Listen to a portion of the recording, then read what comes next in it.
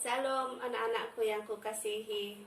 Saat ini Ibu menyapa kamu semuanya. Salam sejahtera buat kita semua. Mengisi kehidupanmu di pagi hari ini, Ibu berharap kalian semua dalam keadaan sehat dan walafiat. Walaupun kita berjarak jauh lewat video ini, kita boleh bertatap muka.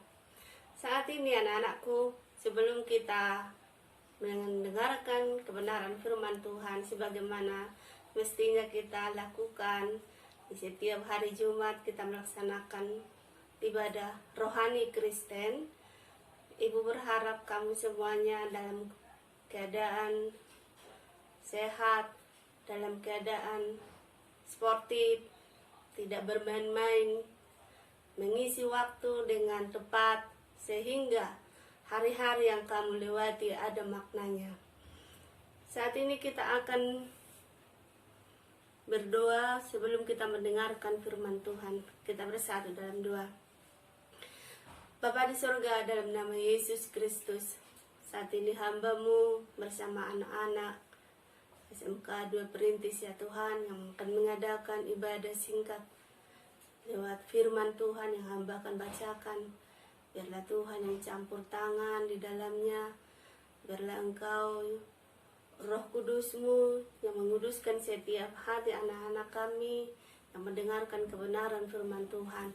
Siapapun yang mendengarkan firman Tuhan pada saat ini, biarlah Tuhan menjadi pedoman dan terang dalam setiap jalan kehidupan kami masing-masing. Secara khusus anak-anak kami di saat ini ya Tuhan.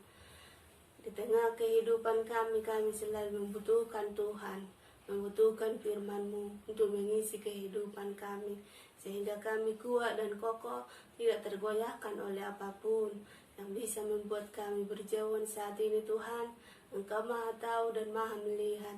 Isi hati kami, penuhi kami dengan kuat kuasa Roh-Mu, sehingga kami mampu melewati hari-hari yang kami lalui. Wabah yang melanda negara kami, bahkan dunia ya Tuhan, kiranya Tuhan lalukanlah wabah ini sehingga kami bisa kembali melakukan aktivitas kami sebagaimana biasanya, bertatap muka dengan orang-orang yang kami kasihi, secara khusus anak-anak kami pada saat ini ya Tuhan. Terima kasih Tuhan, kami akan membaca sebagian dari kebenaran firman-Mu. Amin. Nah, saat ini kita akan membuka firman Tuhan yang tertulis dalam Matius 7 ayat 24 sampai 25. Judul perikop di sana, dua macam dasar. Setiap orang yang mendengarkan perkataanku ini dan melakukannya, ia sama dengan orang yang bijaksana yang mendirikan rumahnya di atas batu. Kemudian turunlah hujan dan datanglah banjir, lalu angin melanda rumah itu, tetapi rumah itu tidak roboh sebab didirikan di atas batu. Nah, anak-anak yang kekasih dalam Tuhan Yesus Kristus, judul perikop firman Tuhan pada saat ini yang Ibu bawakan untuk kita semua adalah Tuhan memegang kendali. Ibu sekali lagi katakan, Tuhan memegang kendali. Apa artinya Tuhan memegang kendali atas kehidupan manusia? Dibuktikan yang pertama, yaitu tidak akan pernah terjadi apa yang Tuhan sudah rencanakan di dalam setiap kehidupan manusia digagalkan oleh siapapun. Yang kedua, membuktikan Tuhan memegang kendali adalah tidak akan ada orang yang mampu merubah situasi itu jika Tuhan berkehendak. Nah, dalam umpama yang kita pelajari saat ini, yang Ibu bacakan, ada perbedaan orang bodoh dengan orang bijaksana. Kenapa Ibu katakan ada perbedaan orang bodoh dan orang bijaksana? Tentu jelas sekali. Contohnya, kita sama-sama membaca kebenaran firman Tuhan setiap hari Jumat. Ya, tentu kamu masing-masing berbeda cara penilaianmu dalam merenungkan kebenaran firman Tuhan itu, dalam meresponi. Nah, kemudian dalam hal belajar di ruangan yang sama, Tentu kamu tidaklah sama dalam menanggapi setiap pelajaran yang disampaikan oleh Bapak Ibu Guru kepadamu. Makanya ada peningkatan prestasi juara 1, juara 2, dan sampai seterusnya. Inilah perbedaan dari orang bodoh dan orang bijaksana. Tentu sama-sama menjadi manusia, bukan? Nah, tetapi Ibu jelaskan pada saat ini, Yesus mengumpamakan orang yang membangun di atas batu dan pasir. Tentu ada pertanyaan di sana. Apakah rumahnya itu sama-sama terbangun? Ya, sama-sama dibangun. Apakah sama-sama bisa ditempati? Iya.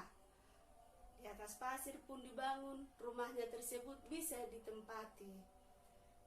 Bisa dibangun di sana. Kemudian di atas batu juga bisa. Tetapi yang membuat perbedaan mereka adalah tatkala hujan turun. Rumah yang dibangun di atas pasir itu lama-lama akan merosot dan tumbang. Sedangkan di atas batu tadi tidak, karena dia sudah diletakkan di atas dasar atau fondasi yang kokoh. Dalam membangun suatu rumah, tidak mungkin bangun suatu rumah yang kokoh dan teguh kalau dia tidak memiliki fondasi yang kokoh. Nah, apa yang membedakanmu dengan orang-orang yang tidak pernah mendengarkan kebenaran firman Tuhan? Tentu jelas sekali ada, yaitu iman. Iman yang kokoh bisa kita lihat dari tingkah laku kita sehari-hari. Contohnya, bisa belajar mandiri, bisa belajar berdoa tanpa harus diperintahkan oleh orang tua, tanpa harus diawasi oleh orang tua. Nah, kemudian dari caramu bagaimana berkomunikasi dengan Tuhan. Di situ kita lihat bahwa imanmu apakah berharap selalu kepada Tuhan untuk melalukan situasi dan kondisi yang begitu menakutkan ini. Nah, Ibu berharap sekalian untuk anak-anakku supaya dalam hal ini lewat pelajaran Roh Kris yang selalu kita dengar, yang selalu kita dengarkan, khotbah atau firman Tuhan yang selalu disampaikan, itu merupakan suatu pedoman hidupmu supaya kamu di dalam menjalani hari-hari ini imanmu kokoh dan kuat tanpa digoyahkan oleh apapun. Dalam situasi yang sulit sekalipun seperti di zaman sekarang ini, kita membutuhkan Yesus, kita membutuhkan pertolongan Tuhan untuk menolong kita. Kita jadikan Tuhan sebagai dasar kita supaya kita jangan rubuh, supaya kita jangan goncang oleh apapun yang membuat kita sulit. Kesulitan yang kita alami saat ini adalah kesulitan ekonomi, kesulitan keuangan. Kita minta hikmat, kita minta pertolongan dari Tuhan supaya Tuhan campur tangan. Janganlah sampai lewat kesulitan itu kita semakin jauh dan jauh dari hadapan Tuhan. Kita jadikan pedoman dasar hidup kita adalah Kristus lewat firman-Nya yang sudah sering kamu baca, yang sudah sering kamu dengarkan lewat khotbah dan berbagai media. Nah, anak-anakku yang kukasihi dalam Tuhan, Ibu menekankan pada saat ini untuk kamu bahwa apapun yang terjadi dalam setiap kehidupan kita, Tuhan kiranya menyertaimu. Tuhan kiranya menyertaimu.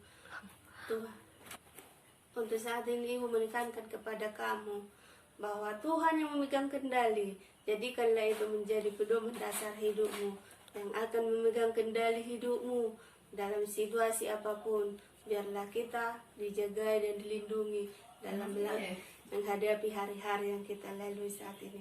Amin. Kebenaran firman Tuhan. Kita bersatu dalam doa. Bapa di surga, terima kasih Tuhan buat pembacaan kebenaran firman-Mu. Engkaulah dasar kehidupan kami.